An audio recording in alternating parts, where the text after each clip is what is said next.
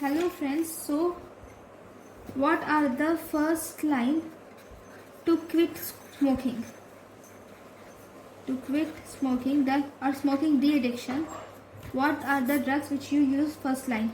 First line we give nicotine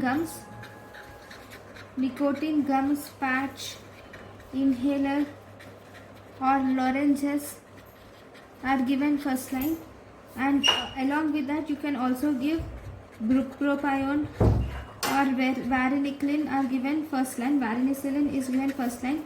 Then if you see second line include clonidine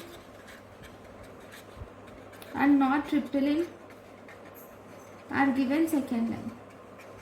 Thank you for watching.